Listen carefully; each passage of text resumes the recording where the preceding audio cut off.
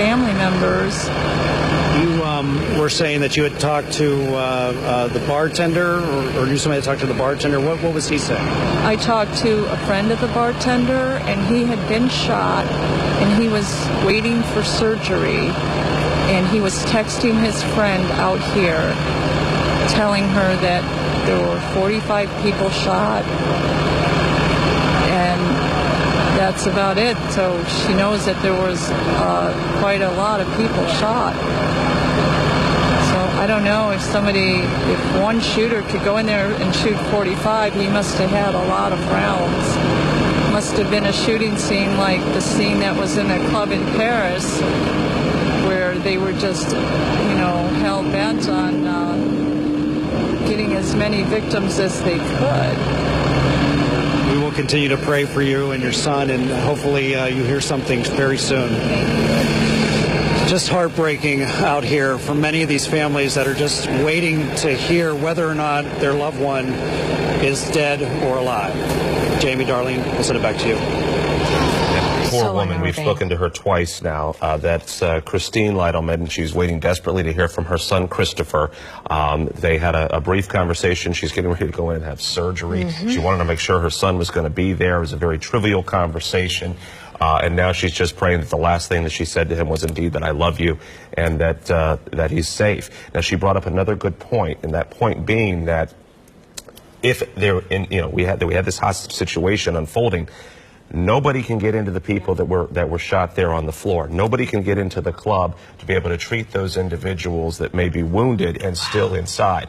So we have some new video here. This appears to be people coming out of the club. Very dramatic. You can see some of them just hobbling, looking as though these are people that indeed are shot. Two people trying to help the graphic, but that is the circumstance that we are dealing with here this morning. You see that individual shot in the thigh, being carried out by friends or people. Look at the Good Samaritans really, coming to the rescue. And you don't know if these are friends or not, but to see folks just kind of hobbling out. That person obviously shot in the side there, in the gut.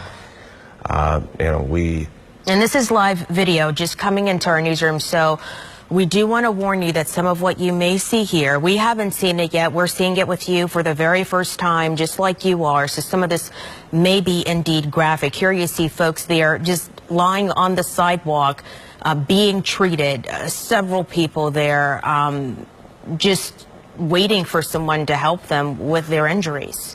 Well, we can see, obviously, as a number of individuals have been shot here. You see a number of people that, just I'm putting the pieces together with the people that we've already spoken to. And that guy with the hat told us that he was dealing with a person who had been shot in the wrist. So we've at least already seen at least 3 or 4 people there that sustained injuries. Just in that short segment of video. Again, this is the situation that we know. We know there's somewhere between 20 and 40 people that were shot. We do understand there were fatalities. The Pulse shooter, the person that walked into the nightclub at just after 2 o'clock, is confirmed dead by Orlando police. They tweeted that out about 24 minutes ago. There was a hostage situation that may have lasted about 4 hours, from 2 until about 6 this morning, where the gunman had people locked into a bathroom. There was a mother that we have spoken to that said that she was able to text back and forth with her son briefly, and he said that they were locked inside of the bathroom, and you're now watching this video of some of the victims that were there last night being carried out of the nightclub after this person walked in and began opening fire. Again, the shooter is dead. This now allows emergency crews to be able to go do their job and to be able to go in and get those remaining individuals that could still be in the nightclub. Their condition not known. Both RMC and Arnold Palmer are on lockdown, and paramedics have been on standby. As you can see, trauma surgeons there geared up in between some of the chaos as they wait for what may be more people to be coming into the hospital here this evening. There's doctors right there, at the entryway to the emergency room, waiting for what could be. We don't know how many additional injured there may be. One thing I want to go back to, the mother we heard Jeff Coolidge speak with just a short time ago, Christine, she's Ramos. That was Jeff speaking there with the mother. She says she can't get any information, and one thing that's unfortunate about situations like this, and we've kind of said this over and over this morning. Law enforcement, their first priority is just sort of controlling the situation. You had a situation where someone walked inside of this club, was in the club with some sort of a gun, and just started shooting people.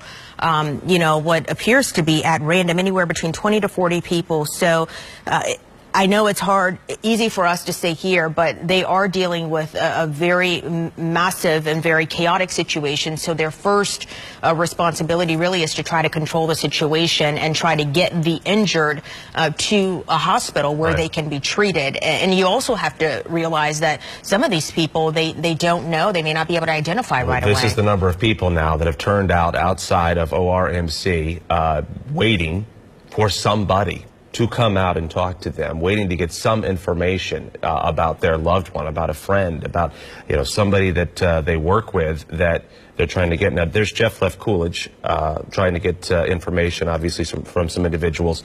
I want to take it over to Roy Ramos, though, on the other side. He's over on Orange Avenue. There's a heavy police presence, as you can see there, from Sky Witness. Sky Witness over the scene of that. Roy, what are you seeing out there? Well, just a short time ago, we got moved from Cayley Street over to our original live location, which was on Lucerne Terrace and Pennsylvania Street. And remember, when we first told you, this street was completely lined with ambulances. You can see that that street is now clear. Over a dozen ambulances I counted early this morning. We have seen several of them leaving this location without patients. So not sure if they've already transported the patients that they need to transport to Orlando Regional Medical Center. As far as the officers on scene, this group of Orlando police officers have just gathered here a short time ago, and it looks like they're kind of just standing around, not really sure what they're doing at this point. But as far as what we can see from the area that we're standing in right now, this specific area where several of those paramedics were standing seems to be clearing out at this point. Again, that's at least we're beginning to understand here per Roy that. Let's listen in. This is Jeff Left Coolidge. Let's listen to this. Like 1 hour from here.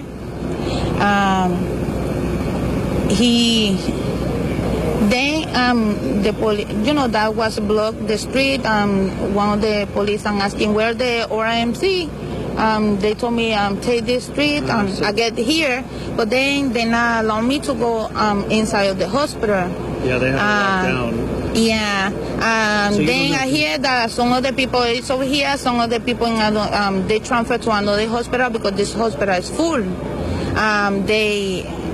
There was like 40 people in, you know, in those problems, like shot, some people dead, and then when I was over here, we had to run that way because I hear a shot in this area. Somebody say that somebody in the hospital tried to shot people. I don't know. And then in this area too. I don't know if we've heard that. We haven't heard anything like that. We've heard that out here, but the hospital is just on lockdown. Have you heard anything from your son? No, nothing. And then I just called in a few minutes ago, and they say they don't have any the list of all the people that they have in the hospital, that they can't give any information. Even though I gave my son's name, my last name, my son's date of birth, everything, and they not give me any information.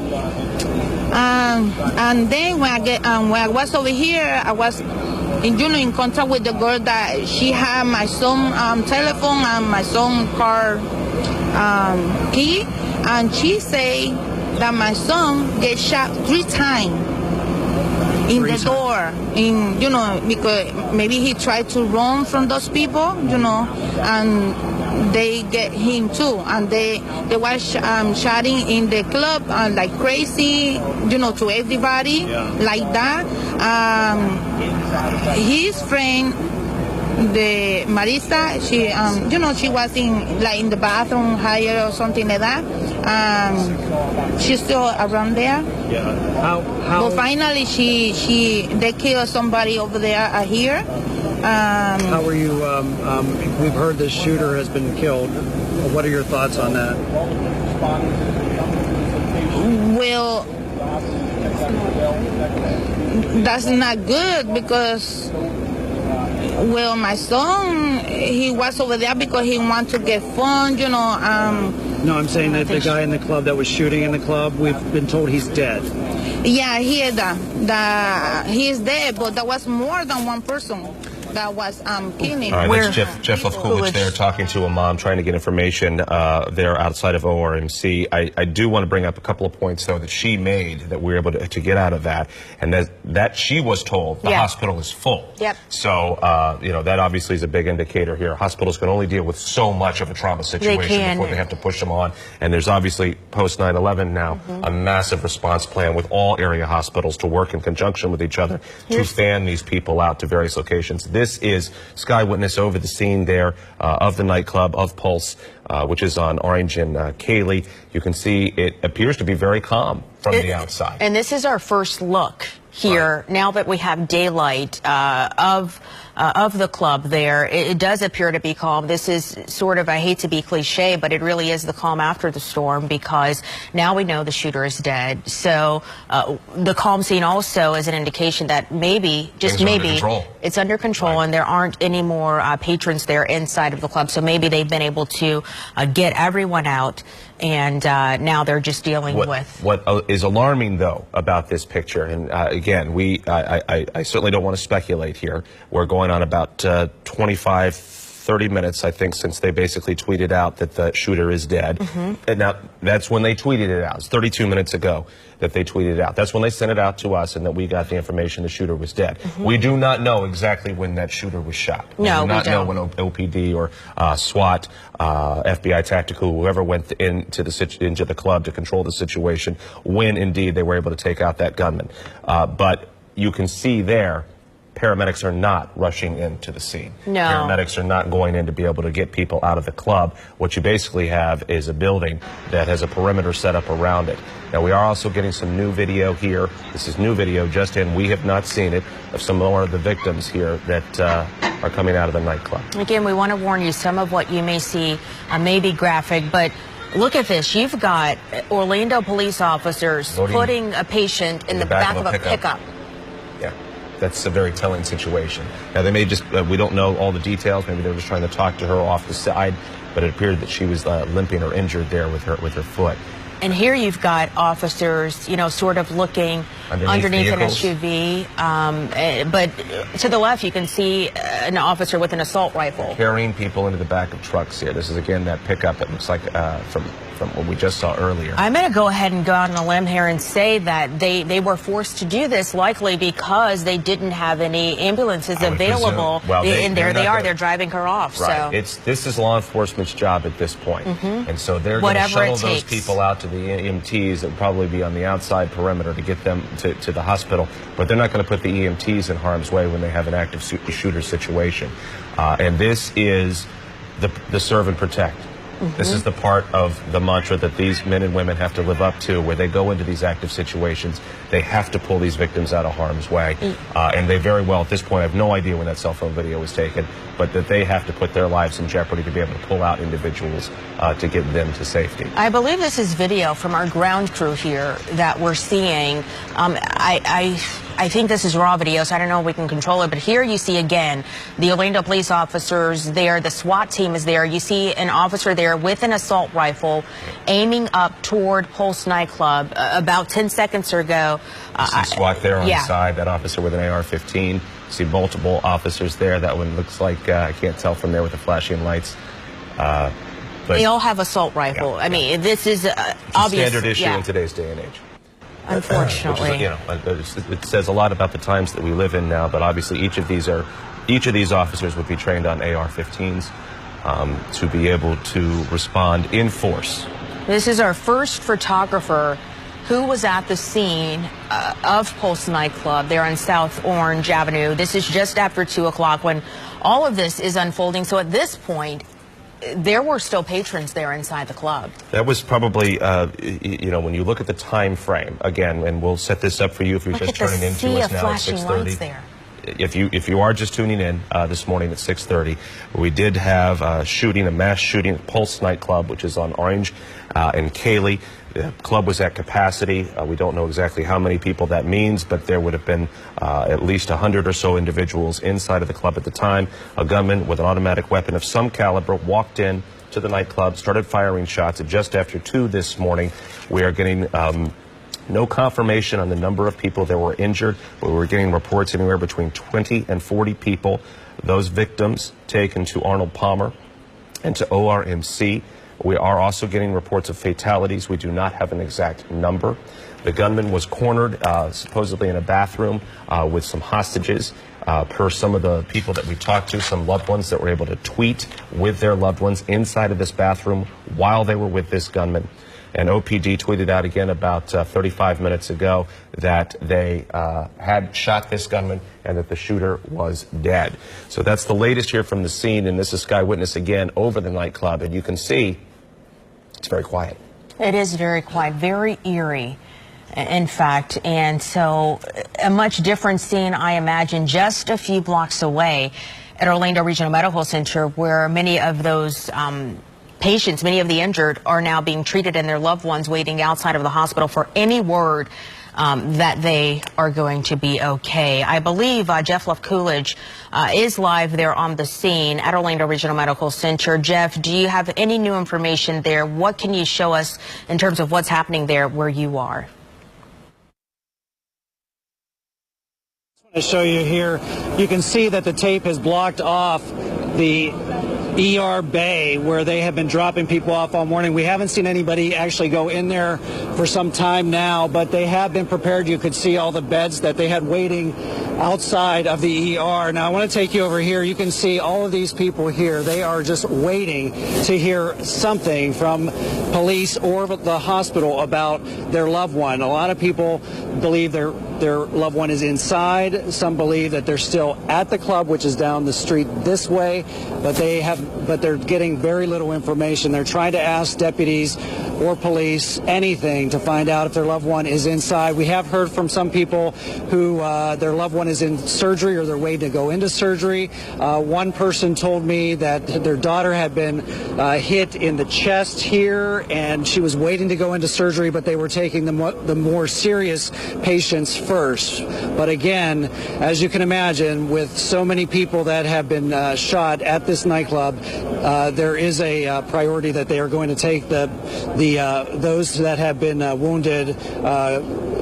They have greater wounds than the people that have the lesser wounds, but they are trying to get to everyone that has been wounded. Again, you can see all these people. They are just mulling around here waiting to see exactly if their loved one is here at the hospital, but that's the latest that we have now. We do know that there is a presser at 7 o'clock coming up in about a half hour with the Orlando Police Department, and we will be live with that. Jeff, reporting live at ORMC, Jeff Love-Coolidge. Yes, before you go, I want to just ask you, there were what appeared to be a larger crowd outside of ORMC about 30 minutes ago when we went to you live. Has that crowd gotten smaller? Are they able to get some new information? Not really, Jamie. They're still waiting to see exactly if their loved one's inside. A lot of them still don't know. They last talked to their son, daughter in the club. When they were in the club, they got text messages from them, and that was the last time they heard anything. They have not gotten any word from any official as to whether or not their loved one is inside the hospital getting seen. We talked to one mother who said that she almost wished that her son had been shot because she knew that he was being treated here at the hospital. So the crowd has dispersed a little bit as some of the parents and friends of those shooting victims, they sort of are walking back and forth along the street, sort of pacing, just waiting to hear something. Hey, Jeff, it's Darlene here. I want to ask you, right now we can see Sky Witness 9 hovering over Pulse nightclub. It appears to be extremely calm there. You don't see emergency responders rushing in or anything of the sorts. When we found out the shooter was dead, when OPD confirmed that information, I guess it's been about a half hour ago, did you see any additional patients being rushed over to the hospital, or had things already calmed down? Things have calmed down pretty pretty much over in that aspect. We haven't seen anybody be brought into the emergency room area here in some time, probably since before daylight broke. So that actually gives us an idea. Thanks a lot, Jeff. We know you'll stay there on top of it, and we know Orlando Police is also holding a news conference in the next 30 minutes. So continue to bring us live updates there. When you get new information, just holler and let us know. And that press conference will include Chief John Mina with Orlando PD, the mayor, Mayor Buddy Dyer, Sheriff Demings, and the FBI. So it's going to be an all-out. Now, I do want to preface this, though, as we're 26 minutes away from this press conference. We'd already had one press conference scheduled. Right. And that had basically been pushed back because this situation was still They canceled it. It was still fluid, yeah. Again, this is the information that we have at this point, and we can pull up some of the video here as I speak, where you can see some of these individuals that were being carried out of the nightclub. But essentially anywhere between 20 and 40 people that were shot. We do not know the number of dead. We understand there are some fatalities. You can see the strong law enforcement present here, a multiple agency response.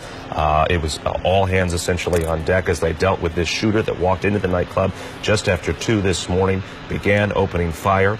And then at that point, it apparently shifted into a hostage situation where this gunman basically barricaded himself in a back room, either a dressing room or a bathroom, and had several hostages with him. Now, we have heard on social media that a number of the hospitals were on lockdown because there may have been a shooter there. Okay, and we have no verification. That appears to also be a rumor, as we heard from one of those moms that was so frantic that she had heard.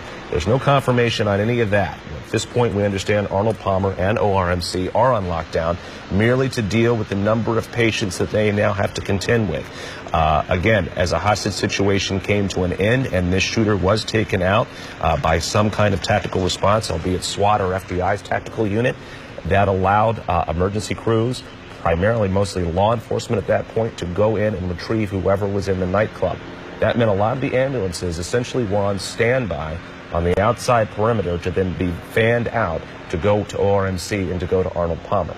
So we're about 4.5 hours now into this thing, but some of these people may only have just arrived at the hospital within the last 35, 45 minutes or so. Wow. We do not know when this shooter was actually taken out. Right. We know when we got the tweet. That's very important to point out. Right. So we don't really know how long the folks may have been in there. But you see a very quiet scene, now, Yeah. which would be indicative that they have had this situation under control for, some time. Because nobody is going in to pull out anybody at this point. And we heard Jeff Coolidge say that he hadn't seen anyone being taken to Orlando Regional Medical Center in a while. But this view from Sky Witness 9, boy, this really gives you an idea of just how massive of a scene we're dealing with here. Here in our view, we have Pulse Nightclub, we have Orlando Regional Medical Center, and there you see in the middle of your screen what appears to be, I see news media there. I'm wondering if that may be the media staging area that they may be setting up for that news briefing at 7 o'clock with Mayor Buddy Dyer, Police Chief John Mina, Michigan. And Sheriff Jerry Demings along with the FBI. I want to kind of take us back here because this has been, wow, a very violent, a very tragic weekend here in the city of Orlando. I believe we have a map that meteorologist Brian Shields helped us make to sort of put this all into perspective, what we've been dealing with. Take a look at this. Just yesterday, and actually it started on Friday, we had a shooting at the Plaza Live there at Colonial and Bumby Avenue, where pop singer Christina Grimmie was apparently the target of a shooting. She was shot and killed there while signing autographs after a concert there at the Plaza Live on Colonial and Bumby. And get this, just 2.2 miles away at Pulse Nightclub in Orange and Cayley. Now here on Sunday morning, we're dealing with a mass shooting situation at a nightclub. Apparently, Pulse Nightclub, which is a very popular gay nightclub here in the city, holding Latin Night last night, and a shooter shoots at random, and now we're dealing with anywhere from 20 to 40 people injured. And an unconfirmed number of people dead. There is some, you view this news as you see fit, but basically I got an email from Orlando Regional Medical, and they're saying if you are a team member and you're not scheduled to come into work, please don't come in unless you've been contacted by your supervisor. So that would at least be indicative at some point that their resources that they have in place are adequate at this point to deal with this circumstance. But you have two hospitals now, both ORMC and Arnold Palmer, that are obviously dealing with a number of individuals that have been shot. We did have some video, and I don't know that we're still showing it at this point, but we did have video of a number of individuals who were being carried out, or some were able to limp out on their own. But they had been shot. One person that we saw had been shot in the gut, which is an awful injury because it can immediately turn it into sepsis. And then you have an individual that was shot in the thigh, and he was basically being carried out by his friends. Is this a live look here? This is Sky Witness Live? Sky Witness 9 Right, so it looks over like they're getting ready Pulse. to send in the robot here, which would be the possibility that there may be a bomb inside that building. They may also, they don't know if it, we live in a time where you don't know what that individual may have been doing while they were in there. Well, they must check it for booby traps. Yeah, exactly, and a law enforcement source, and I had held off really on putting this information out there because, again, we want to make sure that we're putting information out there that is as accurate as it can be, considering this is such a fluid situation. But a law enforcement source had told me around the same time that they had confirmed the shooter was dead, that they were concerned that he may have been strapped or may have had some sort of explosives. And so now that we see the robot going inside of Pulse nightclub, that's sort of the device that they use. Right. They don't know, these robots have become, what this means more than anything is that I don't know what law enforcement has actually been in that building. Right. Because that usually is one of the first responders, those robots now, to be able to go into an establishment to determine, in a society post-James Holmes, post-Boston Marathon bombings. We live in a world now where law enforcement may be responding to an initial scene and then very quickly get sucked into a secondary situation which could result in the loss of more lives. So that little device that you see there in the center of the parking lot very well be the first thing to be able to go into this establishment. And that's interesting because we know the shooter is dead, so they likely used... But we don't know how. Yeah, we don't know how.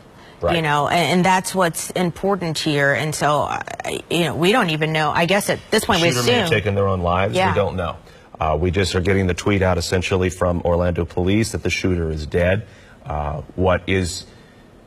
I suppose it's alarming to some degree is that we have not seen people coming out. Well, the law enforcement, they are away from the robot now, so they're probably going to start allowing the robot to do what it does, which is possibly enter that scene. Gentleman Jeff Coolidge is live there. Yeah, Jamie Darling, we're here outside of ORMC. On the other side of the building, you can see these are a lot of the families of the victims. There some good news. They're going to allow them to come in where there is some information, is what we're being told by some of the family members, that they're going to be able to find out exactly what is the condition of their loved one that they've been waiting to hear about. As you can see, there's a long line as people are being patted down and wanded as they enter into the hospital. It is still on lockdown as we speak. You can see several of the people that are walking in. We talked to one woman there. She still had not heard about her son as of 2:50 this morning. She had received a text message from him. She told me that she hopes that there will be some good news inside when she goes inside to find out what happened to her son. But that is the latest here from ORMC. We'll continue to monitor the situation out here, and we'll send it back to you in the studio. And obviously, Jeff, as soon as he gets information, he's going to give those people a little bit of space here to be able to get the information they need. But this is what these folks have been dealing with. This is a text message between a mom and her son. He was trapped in the bathroom, as you can read there. She's asking what club. She's getting woken up in the middle of the night. Pulse downtown. Call police. I'm going to die. And he says, call them mommy. And I believe this is, is it 32? Yeah, 32. Yeah, 32-year-old man. He's terrified. And he is texting his mother. She's saying, which bathroom? Where are you? And then she resets the phone here and goes back up to the top. He wasn't the only one. We also had another person on social media actually tweeting from what seemed to be inside of a dressing room or bathroom. We don't know. They called it a dressing room, but they were literally in there and with this gunman. Yeah, and I mean, I just can't imagine the concern and the fear. Now, this is a live look here at Orlando PD's Twitter page, and I want to, you can read along with me, obviously, but they're asking now for anyone who was at the nightclub that was a witness to come to Orlando Police Headquarters, okay, on Huey Avenue there, and any information you could have would aid in this investigation. So if you were within the sound of my voice and you were a witness to this case, you're inside the nightclub or whatever, you should go to Orlando Police Headquarters and talk to a detective. And I can imagine at this point, given the number of individuals that were in that nightclub, that will be a sea of people. Yeah, this, if you're not familiar with the area, 100 South Huey is right there near the Amway Center in downtown Orlando, and it's kind of right along, I don't know, if you're approaching Huey and Church Street. So they have plenty of parking there. Underneath, although we've got some I-4 construction, so I don't know how the parking situation, but this is a live look here again from Orange Avenue there. You can see what a difference just a couple of hours made. Yeah, but still, I mean, you know, the twinkling of lights there as you see the number of squad cars as we wake up together on a Sunday morning at 6:44 in downtown Orlando, and you see the amount of police and law enforcement response that has now had to come in to the city, that have had to race into work basically to come in and aid in this circumstance, in this situation. Can we recap for folks who may be just joining us? I guess here at 6:45 this morning. This really all started just shortly after 2 o'clock this morning.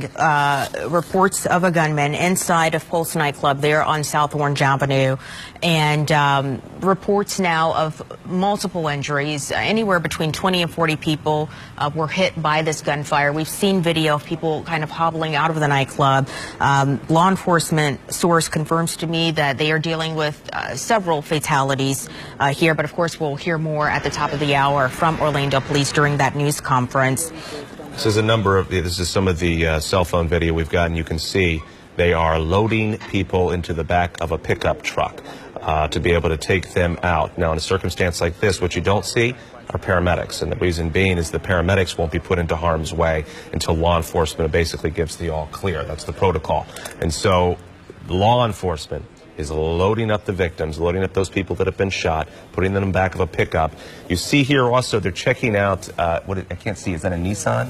I don't know. I think they made Cadillac Escalade. Okay, SUV, Escalade. So yeah. they're checking this out, looking below the vehicle. And then again, you see some of the victims there being loaded into the back of a pickup so they can be taken to the outside perimeter, taken to an ambulance, and then taken on to whichever hospital of the two, Orlando or Arnold Palmer, will be taking care of those victims. And Arnold Palmer, we should point out, it's a hospital for children. Right. And so it's very telling if they are indeed treating patients there, you know, of course, we don't believe there are any children, but it gives you an idea of just... Well, they have trauma teams in place. Yeah, in both places, right. yeah. And they can deal, you know, very, very quickly. And they train, obviously, for these kinds of scenarios with the hope in the back of their minds that they will never actually have to use it.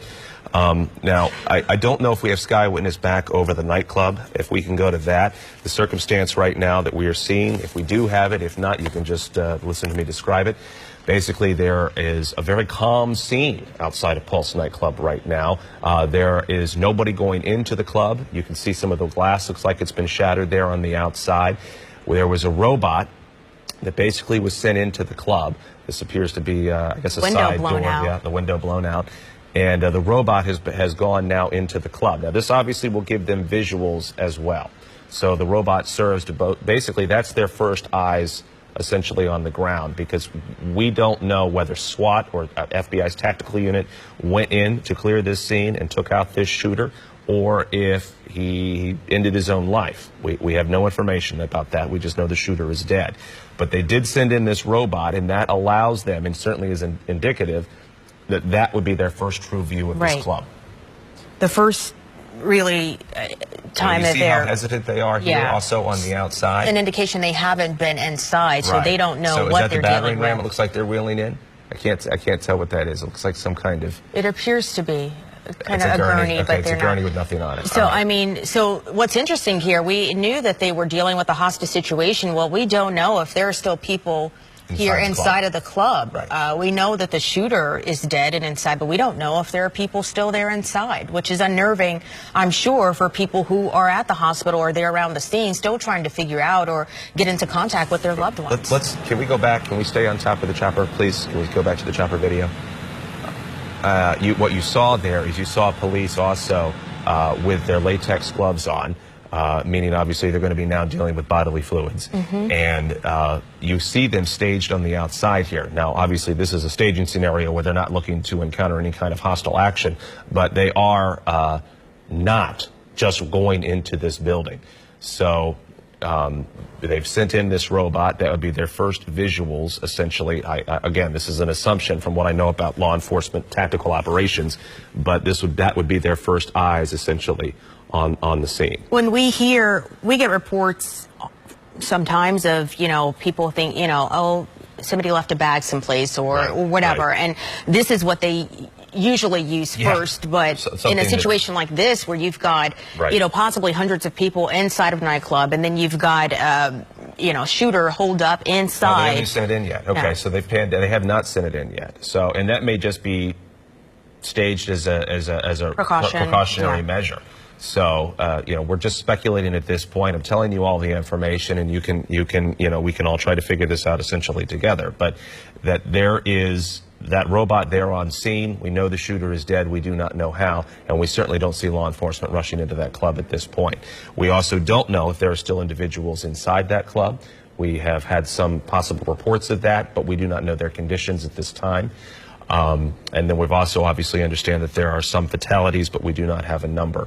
We also, again, in about 10 minutes now, we do hope to get most of these questions answered as Orlando Police, the Sheriff's Office, and the FBI hold a press conference to give us the information. We want to get you up to speed on what we know in the Pulse nightclub shooting right now. Orlando police were called to the club at Orange and Cayley Avenues to respond to reports of a shooting there. This all happened just after 2 o'clock this morning. Pulse Orlando, the nightclub, posted on its Facebook page, "Everyone get out of Pulse and keep running." At this point, officials won't say anything on how many people were shot inside of the nightclub. They're only calling this a mass casualty situation. Orlando police have confirmed, though, the shooter is dead inside of the club. The FBI has joined this investigation, which is also very telling of how major of a situation it is they're dealing with. The Orlando Regional Medical Center, Arnold Palmer, and Winnie Palmer hospitals are still on lockdown right now, and Orange Avenue is shut down. But we want to kind of sort of put that into perspective. These hospitals being placed on lockdown is not indicative that there could be a shooter there or anything like that. This day and age, this is probably part of their emergency protocol because Pulse nightclub is simply so close to those hospitals. And here we have video of victims just wobbling out of the nightclub. Right. There. A number of these individuals have been shot. As you can see, that man looked like he was holding his arm. That man shot in the thigh. It looked like they've tied a belt around it to try and stop some of the bleeding. And then there's another person here that you're going to see coming up in just a few seconds that was shot in the gut on the side, which was an awful wound. The problem is that you have all these people here that are going to various locations and fanning out. I tell you what, that is the press conference, obviously, that you're waiting for. And I'm going to talk to my producers here. I would prefer, if we could just hover over Sky Witness for a few more minutes so we can see watch what's going on live, with scene, the robot. because that's the most live active scene that we have at this point. Now, as we talk about this, there's so much chaos that happens in a situation like this where people can't get a hold of people and your cell phone dies or whatever, and you can't get a hold of people. So it's such a heartbreaking situation for these parents now that have been woken up in the middle of the night, or the families and the loved ones that have gotten these text messages. And we've seen some of these just horrible text messages that I love you, mommy, and that I don't want to die, and just the shock and the fear in their faces, and that is it's such a cliche in TV that we often say is everyone's worst nightmare. This indeed is it. This is the kind of message that you never want to get. It's the knock at the door in the middle of the night that you never want to receive. And I want to take you back to, I believe, one of the moms. Her name is Christine Lytleman. She's desperately trying to hear from her son, Christopher. I haven't heard anything about his condition, where he is, if he's in the hospital, if he's still at the club. He hasn't called us, hasn't answered our texts. And we know that he went in there with his boyfriend and 2 other friends, and his boyfriend was shot with multiple shots and was taken to the hospital early on. And he was sitting right next to him while his 2 friends were in the bathroom. So This has got to be just horrific, not knowing anything. it's horrible not knowing, but I keep waiting to hear. I don't know how long it's going to take. How long does it take for, do the police or does the hospital at least give me some idea of where he is? We understand the shooter in the club was killed. What are your thoughts on that? I felt good when I heard that, because that told me that then the scene, if my son is in the club and he's injured, they can get to him, that he's not lying there bleeding, that they can actually get to him. So I know that there's going to be at least some finality at some point, because now that scene is under control and everybody will be taken from the club. But I hope the police will either let me know one way or the other. And that was Mother Christine Lytleman. We've heard from her several times so far this morning. And I have to tell you, I mean, she is completely, it does. And she's so numb. She doesn't know what to feel or think at this point, because she's not getting answers. Skywitness 9. From Skywitness, we're seeing our first units here walk into the building. That appears, I believe that says FBI in the back of his vest. So this is the first tactical units that we have seen. It doesn't mean they haven't gone in there. We know the shooter is dead. We do not know how that shooter died, whether they took their own life or that one of these tactical units has already gone in at some point. What was alarming there is they had that robot on the outside, which would be indicative that they had not been in there before, that the robot essentially would be their first visuals as they go into the club. So now we do have tactical units that we have seen walking in. So the situation very much under control. There is, if you're listening to us on radio, there is a perimeter of about a half dozen police officers stationed outside, and they're basically just carrying on a conversation at this point very calmly. They have latex gloves on in the case, and then what would probably be the most likely occurrence that they're going to have to deal with some kind of bodily fluid. They've got a gurney there too, so that's an indication that they're expecting to bring at least one body out. But what Christine Lytleman there, the mom that we just heard from, if you couldn't see her face and we're just listening to her words, just this washed out, open-eyed, numb stare of what can only be described as shock, as she essentially waits for any kind of word from her son. Now, Christine has been at the hospital there at ORMC. Some of those families have been allowed to go into the lobby there of the hospital, and we're getting briefed. Jeff Lefcoolidge, our reporter, is there on the scene. He's waiting for an update from those families to try and get us some kind of status report here on what they know at this point with some of those victims. But again, she brought up, I think, one of the most alarming concerns.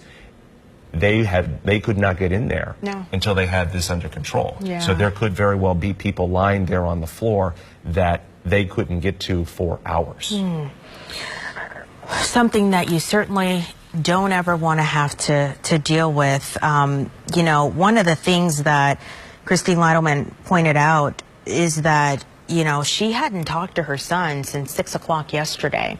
When she talked to him, their conversation was about him being there for her when she had surgery, I think today yeah, she was going to go she would talk to her son in the most trivial of conversations, as is so often the case, that you just, you know, you say something like pick up milk on the way home, and then something awful happens, and then that's what would happen to be the last conversation. And obviously now she's probably replaying that conversation in her head, hoping and praying that that is not the last conversation that she has with her child.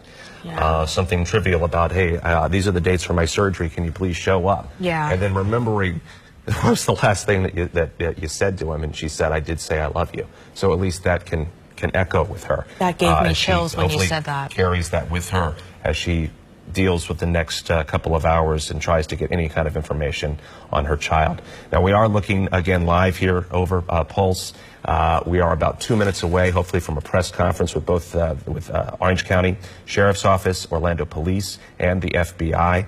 This has been a multiple agency response. We have seen a number of victims that were hauled out of Pulse nightclub after a shooter walked in at about 2 o'clock this morning, armed with some kind of what we believe to be an automatic weapon. If not, they were able to fire off multiple rounds many times. We understand there are at least 20 to 40 people that have been taken to area hospitals, Orlando Regional Medical Center and Arnold Palmer. We understand there are also several fatalities, a number of which we do not know for certain. We also know that we have somewhat of an active scene in the sense that law enforcement is still on the scene there of Pulse nightclub. We are watching SWAT teams, tactical teams, I should say, FBI's tactical team, go into that building, but they're doing so very casually. And we are not watching anybody be pulled out of that building at this point. And one thing Jeff Love Coolidge said about a half hour ago when we asked him whether or not he had seen an increase in the number of patients being transported or taken over to Orlando Regional Medical Center, he had not seen any activity since we were alerted that the shooter was dead. And of course, we don't know what led up to the shooter's death. We don't know if he killed himself. We don't know if those tactical units did their work. But that's information that we're hoping to find out here in this news conference scheduled to start now at 7 o'clock. But, any minute now, we will hope to get some new information. But it is very telling, as you say, as you watch those FBI tactical units, and now we see one of them sort of casually running over to the entrance there of the building. They are casually walking in. It's almost as though the dust has settled there in the building. There is no urgency there, so that's very telling. Absolutely. I mean, obviously, whatever has happened at this point has happened from the tactical perspective. We saw some holes in the window, big hole in one of the windows there. The back doors there, blown out on the side there. I don't know if they're blown or just open, but the window certainly is shattered on the side of the building. And then in the middle of the screen there, as you can see, there is the robot, but it's just been sitting there now for the last 20 or so minutes. It has not gone in. And at this point, I'm not sure it will be, because obviously they've already put flesh and blood inside of that building with the tactical units that are now going through. And usually that robot would go in first. Right. If now on the other side of your screen there, and we can hold this up here for a little while, that is going to be what we hope is a press conference. Supposed to get started at 7 o'clock this morning. Everybody obviously running on a different time now because of how chaotic this situation has been. Now, we do know that it appears to be under control. We have, again, the numbers at this point that we hope to get updated, anywhere between 20 and 40 victims that were taken to area hospitals, a number of fatalities, the exact number unknown. We also have the shooter that was killed inside of the nightclub. Exactly when, again, we do not know. Orlando Police sent out a tweet regarding that at about 6 o'clock or so this morning, so about an hour ago. So that's essentially where we are with all the information that we have been able to collect factually for you as we relay that to you this morning. There have been a number of responses on social media, a lot of rumor and innuendo, if you will, of people, everything from there being a shooter at the hospital to the person having explosives on them. None of that has been confirmed. The hospitals are on lockdown as far as we know, merely because it is protocol. The reason hospitals do that essentially is to be able to control that they are only essentially allowing victims inside to be treated. There is what you don't want, for better or for worse, is dramatics to unfold inside of a hospital while these men and women need to do their job, which is to treat the wounded. One of the things that Orlando Health, they actually sent us an email that you mentioned a short time ago, but they said due to the incident in downtown Orlando, Orlando Health is asking team members who are not scheduled to come into work to please not attempt to come in unless they've been contacted by their supervisor. But it goes on to say, which I think kind of ties into what you just said, please be prepared to show your ID badge to access the campus. So again, that lockdown probably was just simply because it's so close to Pulse nightclub. They don't have a reason. Right. They don't have a motive. They don't know if this was planned out weeks or months or years in advance. They don't know if this was a spur of the moment impulse and somebody walked out to the trunk of their car and just happened to have a rifle in the back or some kind of weapon and then walked back in because they were angry. What we know is that when a hospital goes into a lockdown situation like that, again, they need to treat patients. They don't want to let somebody else in that hospital that essentially could be part of the commotion, part of the trouble, so to speak. So they are there to treat those people that need to be treated. That's why they're there. And I'm glad we went back to this because I was just going to talk about this. I want you to watch this video. These are some of the people that are able to walk out with the help of folks, their friends and been injured. But you can see, obviously, a number of them. This man being carried out has a belt, it looks like, tied around his thigh as he is carried out. Then you're going to see another individual that was shot in the gut, basically on the right side of their abdomen, coming up here in a few seconds.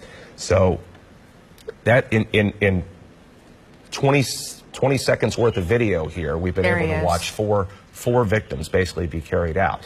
And again, one of the more telling scenarios here, I think, was that a lot of these people that we saw were actually transported via pickup. Right. One girl we saw, Orlando police, they literally loaded her into the back of a pickup. I don't know if we have that video where we can show our viewers here, but several officers loading her into the back of a black pickup truck.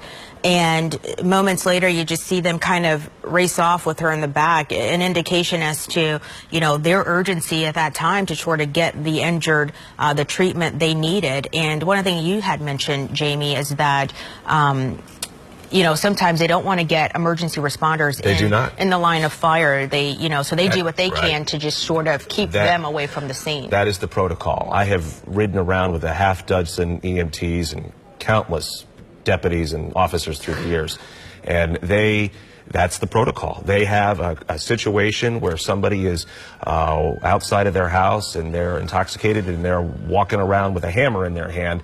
EMTs are not going to go in and treat any of those victims that may be inside of that house until police have cleared it. And, there is mutual respect between these two, obviously, because their needs are great. And you see, again, this video as these police officers not donning firearms, but armed with latex gloves, now try and treat these patients in the back of a pickup and get them out of harm's way so they can be taken to the ambulances that would be on the perimeter and then taken to the area hospitals. Can you imagine, just for a moment, just imagine being at a nightclub. You're having a good time, Saturday night. It's what people do. This could have been anyone. And that's what's so alarming about this, is that it could have been anyone. You're in a club and someone just starts opening fire. One eyewitness we heard from who was inside the club, and managed to escape, said that he thought he heard bass from the music. That bass. It's just, because your mind is certainly, it's not in that mindset. No. You're just not in that mindset. You're there for a Saturday night to hang out with your friends and have a good time. My God, you have parents that have decided that, any parent can certainly empathize and know that you let the lasso, the rope out a little bit, a few feet at a time as they get older and older through the years, and then you wave goodbye as they pull down the driveway for the first time, and you let them go out and explore the world on their own. And then this is the fear that you sometimes always carry in the back of your mind that you can never escape. What if they don't make it home? What if I get the knock on the door? What if, somebody else is drunk on the road and hits them on I-4? And these are the things and the fears and the horrors, essentially, that any parent has in the back of their mind that so many of these folks have had to deal with and are dealing with right now as we speak. And so many of the parents that we've talked to already this morning have this numb look on their face. It's shock. And you talk about allowing your kids to sort of spread their wings, and this is the end of the school year we're dealing with. Just a couple of days ago. Just a couple of days ago. Just for that, just to to celebrate. That's what these clubs are there for. You know, sometimes these clubs, they do get a bad rap because of, you know, violence or whatever. But what these places are there to do is to just let kids, let people go out and have a good time. And you shouldn't have to Look worry over your or shoulder. fear. I do want to get one piece of information out. These This are looks like witnesses a live picture here. Being brought by Lynx Bus. Right. Some of the witnesses being brought in. This is outside OPD. Yeah, outside of Orlando Police Yeah, it looks like Headquarters, that OPD is, because there. you can see the Amway Center sign in the background. And a short time ago, we told you Orlando Police, they had tweeted out urging people who were witnesses or who may have family or loved ones involved in this to go to Orlando Police Headquarters there on South Huey, right at Huey and Church Street. And so now what we're seeing is our first pictures of a Lynx bus actually dropping off folks there. And now they're walking inside of the front door of Orlando Police Headquarters.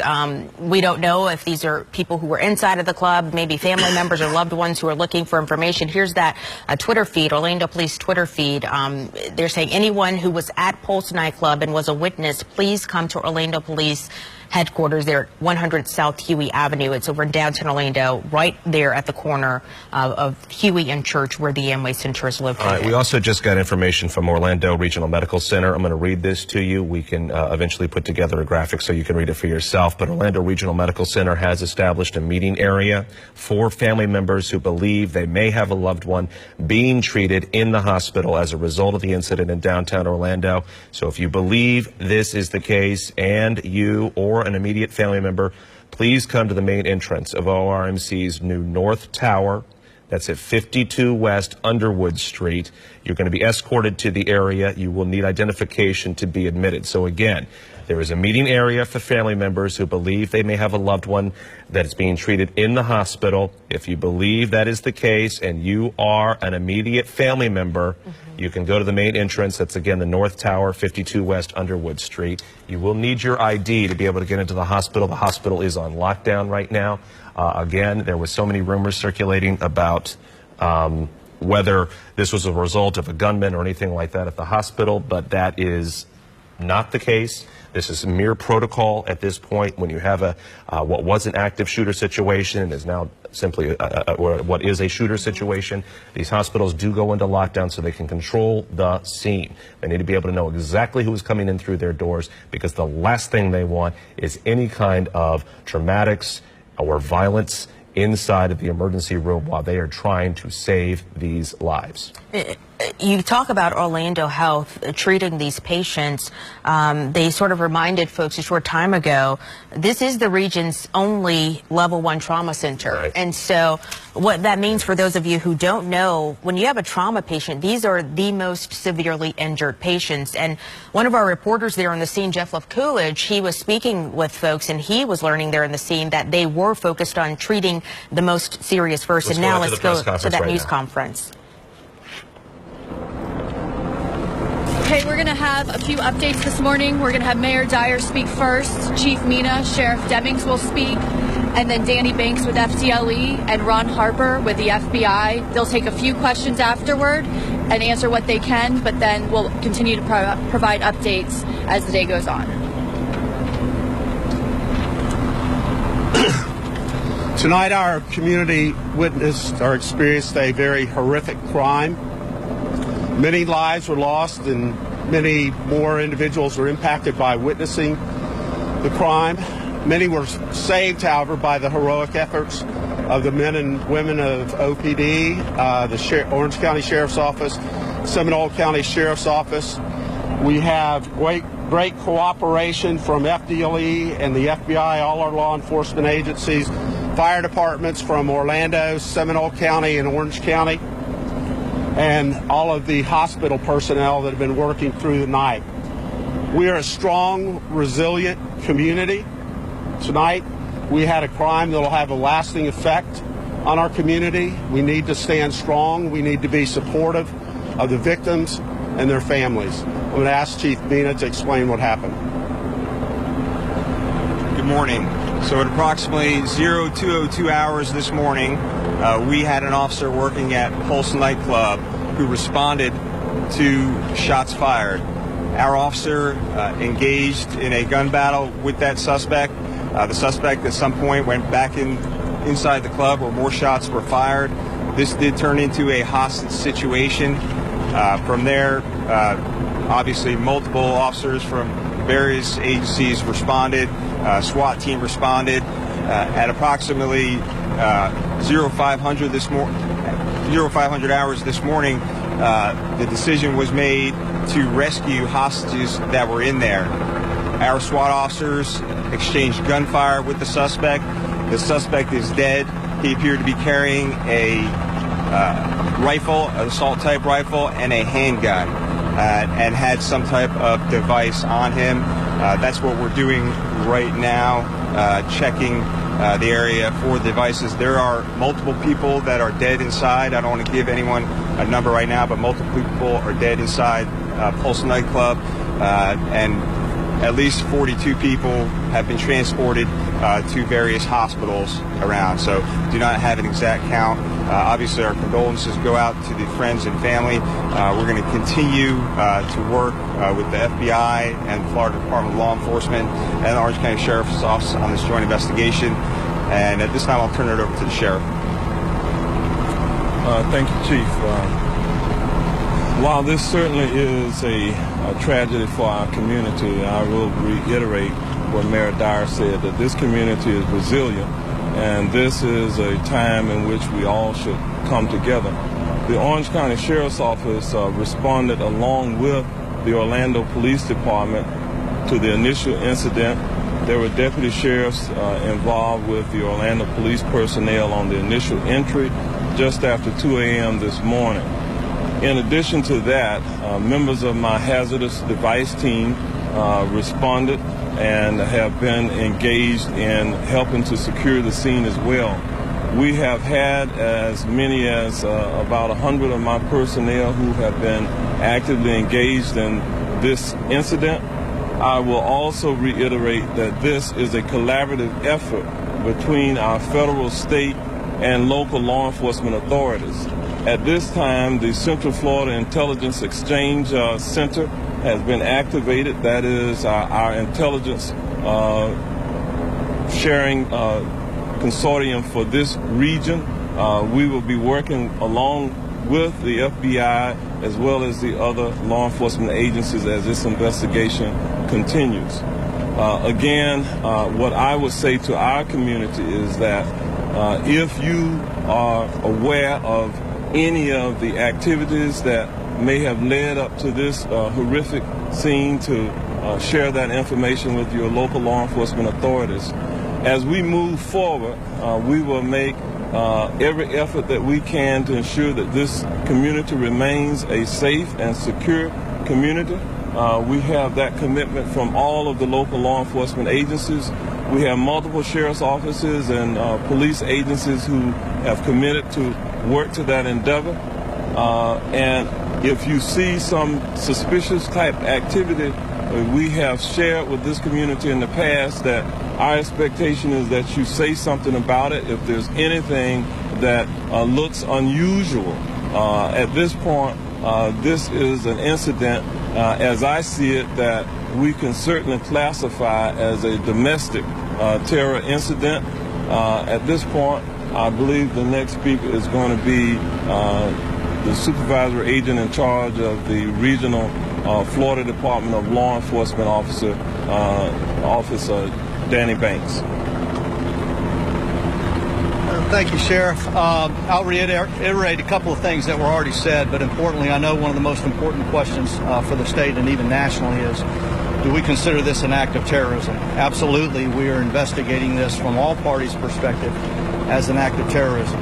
Anytime that we have potentially dozens of victims in any of our communities, that I think we can qualify that as a terrorist activity.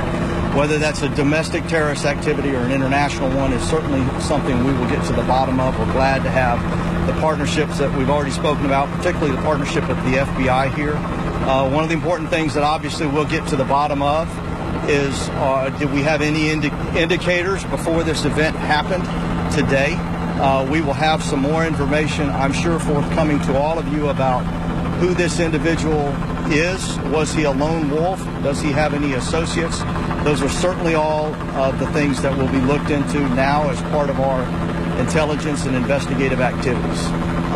The state of Florida is a huge state, certainly for a lot of different reasons. One of them, tourism and our industry and our businesses here, and we have no suggestion that there's any threat to either of those, either today or in the near future.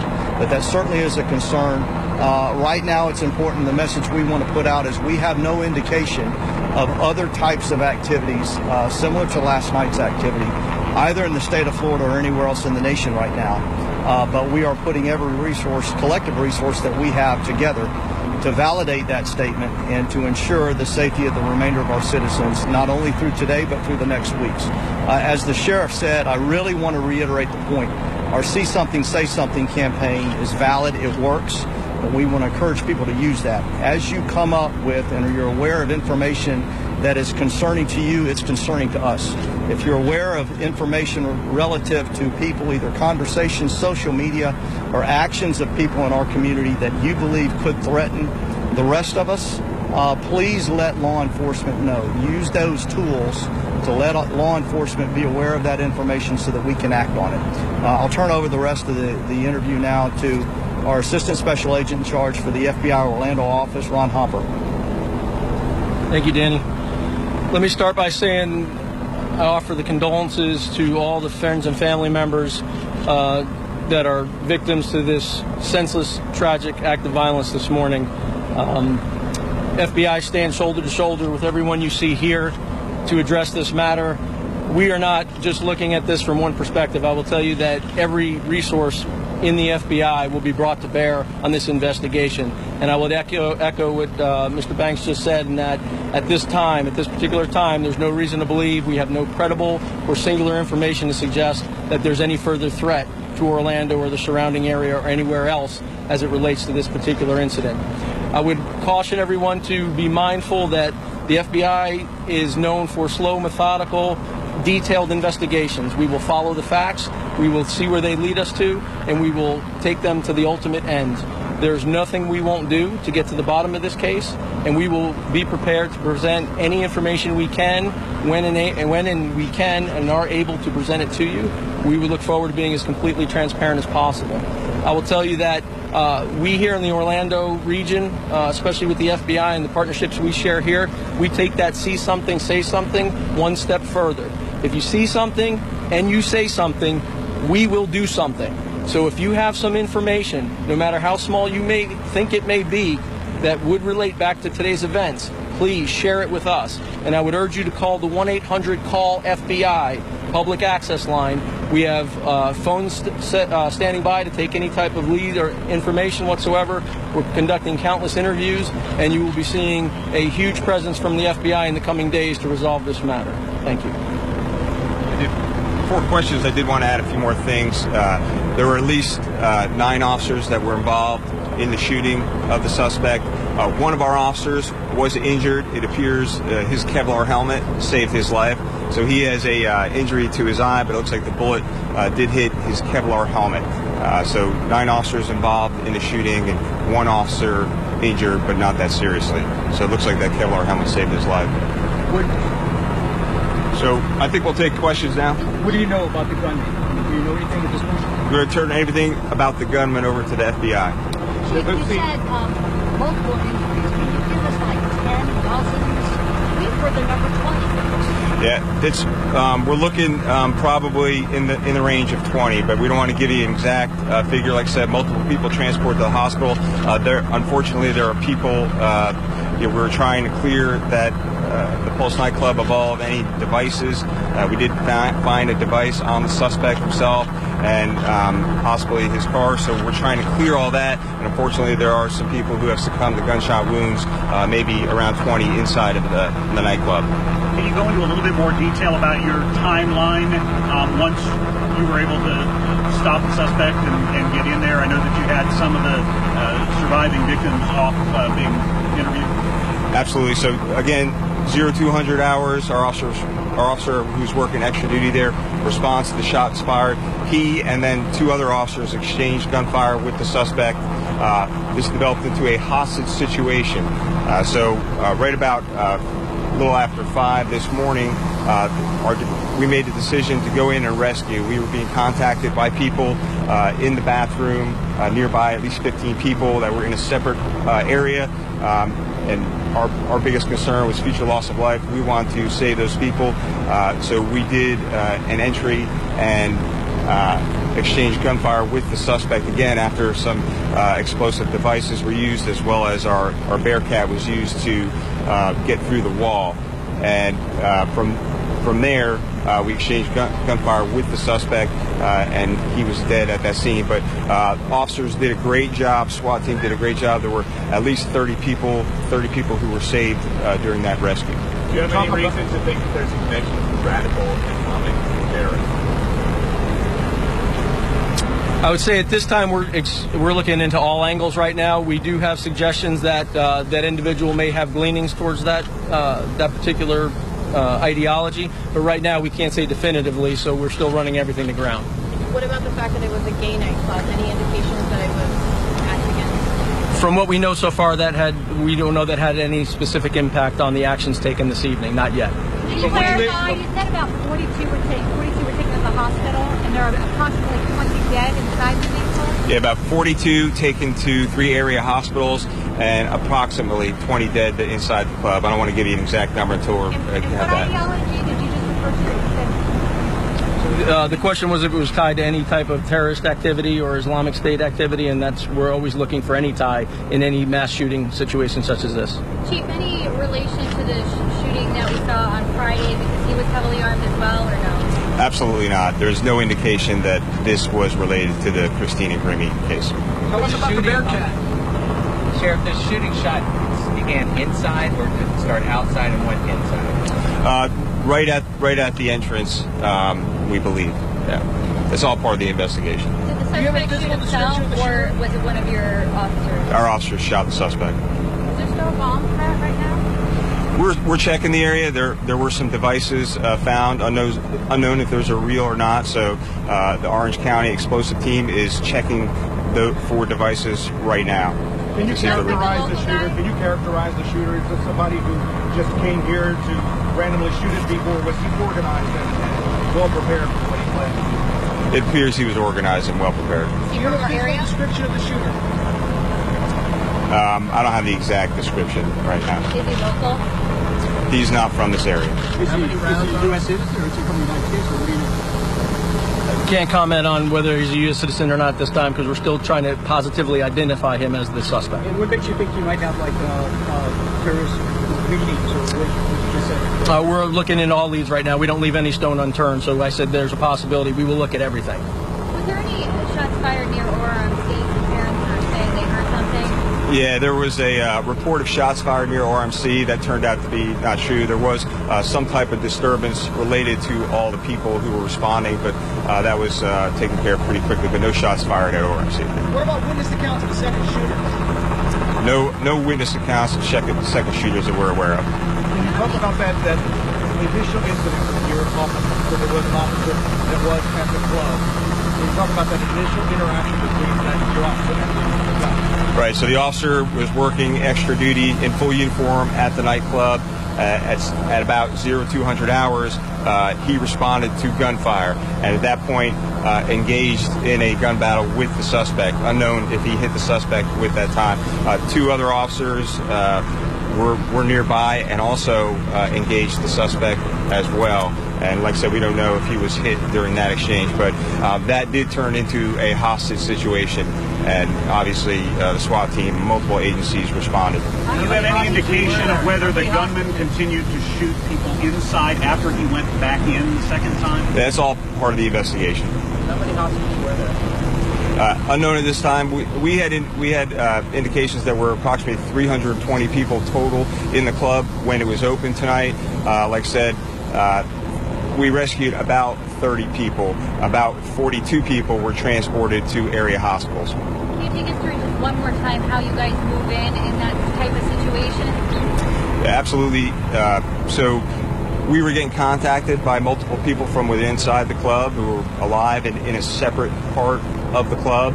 So we made the decision to do an explosive entry on the outside of the club to get to those people. We also used the armored vehicle to help defeat that wall, and from there we were able to rescue people, and our SWAT team at that time encountered the suspect somewhere in that area near one of the doorway entrances, and shot and killed him. And that was the noise we heard. Yeah, the noises that you heard when you're out here were two distractionary devices. Yeah. Did that burst the door and went the wall open? Well, many times SWAT team members use distractionary devices just for that, to distract the suspect to gain that advantage. We'll take 2 more questions. Do you know what the condition is of the 42 that are hospitalized right now with this critical? Yeah, all being treated for gunshot wounds. I can't give the exact conditions. What about the device? I know you said that there was a possible bomb threat. Were you at all concerned about shooting someone who possibly had a bomb? Well, our officers, SWAT officers, highly trained for that situation, but we take all that into account. Thank you. Chief, there's a number of agencies here now. What is the very next step for all of these agencies going forward? Well, obviously, we're all going to work together to investigate this from start to finish. The FBI will be the lead investigative agency for this incident. Florida Department of Law Enforcement will assist with the actual officer-involved shooting portion of the case. You said device several times. Did we say a bomb? Oh, no, we just know that he has something on him that is, we'll say, suspicious device at this time, so we're trying to verify that. Okay, we'll plan for the next update to be at 9:30, but we'll keep you guys updated and plan and keep you information. Yeah. Thank you. A great deal of information now where this situation has turned from any kind of remote possibility that this was a jilted or domestic situation to now what they're describing as a domestic terror incident. A big indicator here, obviously, the FBI has become a part of this investigation. Now, they are hedging their bets, so to speak, and saying they don't know exactly where this suspect has come from, but there's nothing that they won't get to the bottom of as they try and figure out exactly what the motive was behind this shooting. But we did hear him say that there were leanings toward radical Islam. But again, that is part of their investigation and certainly not the singular motive that they would be focusing on at this point. What we're looking at now is a live look from Sky Witness 9 hovering over Pulse nightclub, which is just a few blocks away from Orlando Regional Medical Center, not far from where they had the news conference. Moments ago, we saw that robot go inside of the building. And Jamie, we've been talking about it all morning, wondering when they might send the robot in, because they had already sent some FBI units inside of the building. They had already sent some law enforcement officers inside of the building, but you heard Chief Mina talk about they're sending the robot in as a precaution because there was something attached to the suspect. They don't know what it is, and so they're just trying to figure out what exactly it is. Well, the indicator being there that this individual was obviously organized and well prepared. That's the exact quote. Right. They knew exactly what they were going to be doing, I guess, at 2 o'clock this morning when they walked into that nightclub and began opening fire. Now, if you were just tuning in, let me at 7:30 this morning, let me briefly recap for you. Here is what we know. There were roughly 321 people inside of the Pulse nightclub there. As you can see, Sky Witness over that scene. Very quiet right now. 42 people were injured and taken to 3 area hospitals. Approximately 20 people are dead. Basically, this suspect was inside of that building. An officer was called after shots were fired. There was a brief exchange of gunfire outside. The armed suspect then ripped back into the building, at which point they took hostages and holed themselves up in the back bathroom there of the nightclub. About 3 hours later, at approximately 5 o'clock this morning, there was a response. The decision was made essentially to go in at that point. That is obviously a risky decision anytime that is made if you have hostages in that situation. Orlando PD SWAT units responded with 2 distractionary devices known essentially as flashbangs. That they go in, they toss them in. They also responded with their Bobcat and were able to essentially plow down a side of the building, and they went in force, and it was an officer indeed that was able to kill this suspect. 32, is that right? Is that the right number? He said 32 people? 32 people were saved as a result because of that. Because approximately 30 people were in that nightclub, were hostages at the time, and because, because of the actions of Orlando Police, because of the actions of the SWAT team and the Orange County Sheriff's Office and the multiple agencies, those individuals were saved. Now, tragically, as I can we hover here over the scene, there are approximately 20 people dead.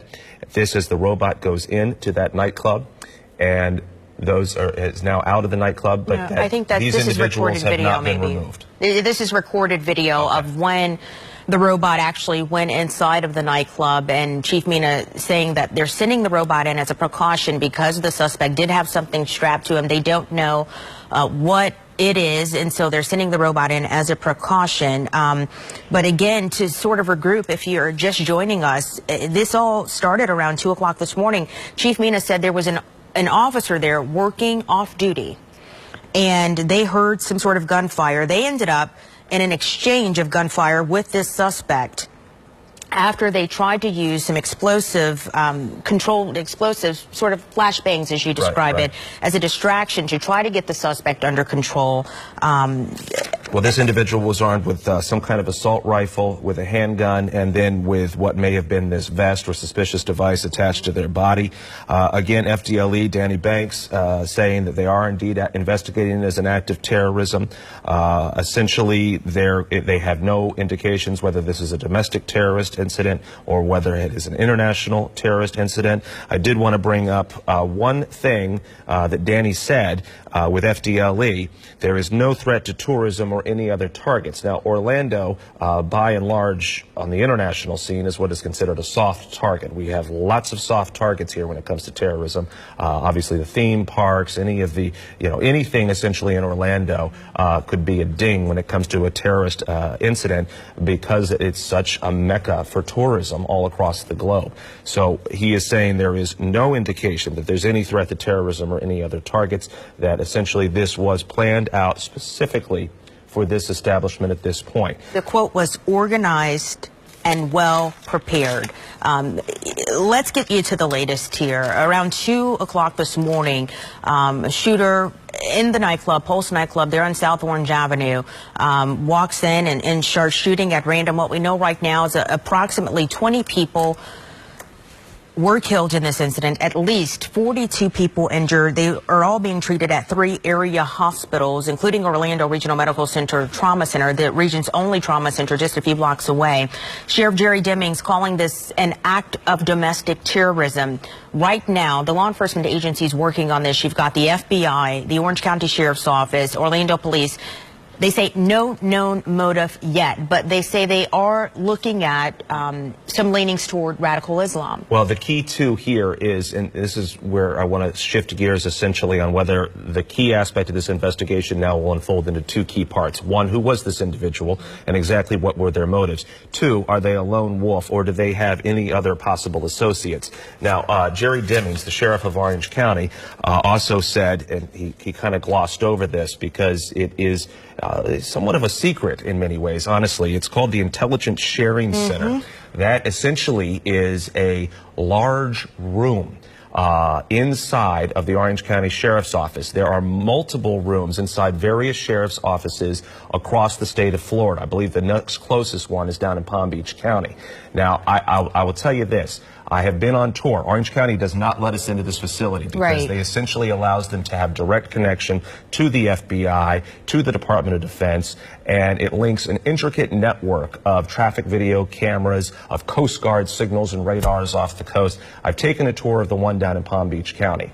There is essentially what you would imagine if you were to close your eyes and think of either NASA Mission Control or something out of a movie when they're dealing with the CIA or something like that. That's what this room looks like. Wow. It's essentially a bank of computer monitors linked to every traffic camera, linked to every closed circuit television camera across basically the information grid now. And it ties them directly to all of the federal agencies that need to be in touch. They will now be background checking, obviously, this individual to make a determination of who he was and what ties he may have. If he indeed has some kind of international ties to another country, that then activates other agencies in those specific nations. Now, I say this too, the one in Palm Beach County has a secret room, essentially, that the sheriff and only the sheriff can enter into. It is completely soundproof. Essentially, it is like walking into a safe. The sheriff will get has a secure phone line in that room. It allows him access to talk specifically to D.C. and the key agencies involved. No one else can essentially hear the information. So this is now, in 2016, the caliber of what law enforcement has had to become. So we have this mini cell, essentially, for lack of a better word, inside of local law enforcement agencies. Gone are the times, essentially, when you would have a sheriff in a jail cell, and he would just bring in one or two suspects. This now is what they have to deal with, this international connection to be able to tie all these pieces together. And a lot of folks, they get sort of antsy when they hear us do these reports about cameras around the area. People say, oh, Big Brother's watching. Well, this is a situation where those cameras that you see throughout the area, the ones that we report on, they're going to be able to help in this investigation. And, those cameras I'm sure that you saw in that room are the same cameras that we sometimes see on the street. Some of them we can't even see. I believe we have Jeff Lefcoolidge live at Orlando Regional Medical Center. They're on the scene where he has been now for several hours, speaking with loved ones, waiting on any word on their loved ones being treated possibly at the scene, or perhaps waiting to find out if their loved one may be one of the victims still holed up.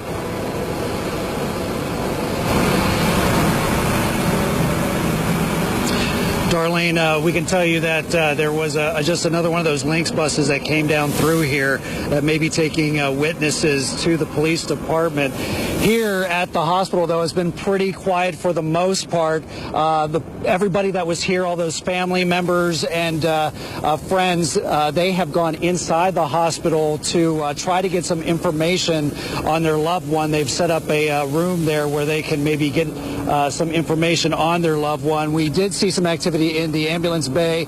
Possibly the medical examiner is getting ready to maybe attend to those victims that were killed at the nightclub. That is pretty much what is going on here right now. We still have not heard anything from ORMC. They have not said they were going to have any kind of news conference at this point. They are still trying to just alert family members as to what their loved one's situation is, if they are here at the hospital or not.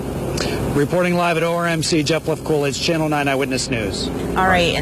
Go ahead. And that's Jeff Lefcoolidge, who's been at Orlando Regional Medical Center. We want to play back some sound from you, from Danny Banks. He is the special agent in charge with the Florida Department of Law Enforcement. And he's talking about this being an act of terrorism, domestic terrorism. Do we consider this an act of terrorism? Absolutely. We are investigating this from all parties' perspective as an act of terrorism. And that's Danny Banks. And, they sort of go into these situations kind of like all hands on deck, not knowing what they're dealing with. And you heard the FBI talking earlier. Yes, they are looking into this as an act of terrorism, but they're sort of looking at everything right now. And here's some sound with Orlando Mayor Buddy Dyer also addressing the situation. We are a strong, resilient community. Tonight, we had a crime that will have a lasting effect on our community. We need to stand strong. We need to be supportive of the victims and their families. So again, this is being classified now at this point as a domestic terrorist incident. Now, originally, I think the initial belief or thoughts of most people would be that, well, this is some kind of domestic situation, i.e. a jilted lover or somebody like that obviously is going to go in and do this. Now this situation has certainly changed form. It's certainly escalated to a new level. What we lack here continues to be a motive. The only thing that you heard there from Danny Banks and from Ron Harper with FBI, with the office in Orlando, is that this is an individual that they think may have leanings toward radical Islam, but that by and large does not indicate that would have been a motive. No. So we don't know, other than that it appears that they were very well planned and organized, and certainly planned to carry this out at exactly 2 o'clock this morning. 42 people. Right. 42 people taken to 3 area hospitals, and about maybe 20 dead inside. Which is the number that is so haunting in so many ways, because as we looked at that scene this morning after law enforcement had gone in and after they had taken out this shooter, essentially what we're likely looking at is 20 people that continue to lie there dead this morning. So it is an absolutely heartbreaking situation, as now a domestic terrorist incident hits so close to home in our own backyards here in Orlando. Now the investigation again shifts to, is this a lone wolf? Do they have other associates? At the same time, they are saying there is no threat to tourism, no threat to tourism or to any other targets in the Orlando area. As the world well knows, 62 million people come into this city every single year with one goal: have fun. To have fun. Let's listen in now to Ron Harper with the FBI. We are not just looking at this from one perspective. I will tell you that every resource in the FBI will be brought to bear on this investigation. And I would echo what Mr. Banks just said, in that at this particular time, there's no reason to believe, we have no credible or singular information to suggest that there's any further threat to Orlando or the surrounding area or anywhere else as it relates to this particular incident. I would caution everyone to be mindful that the FBI is known for slow, methodical, detailed investigations. We will follow the facts, we will see where they lead us to, and we will take them to the ultimate end. There's nothing we won't do to get to the bottom of this case, and we will be prepared to present any information we can when we can and are able to present it to you. We would look forward to being as completely transparent as possible. I will tell you that we here in the Orlando region, especially with the FBI and the partnerships we share here, we take that see something, say something one step further. If you see something and you say something, we will do something. So if you have some information, no matter how small you may think it may be, that would relate back to today's events, please share it with us. And I would urge you to call the 1-800-CALL-FBI public access.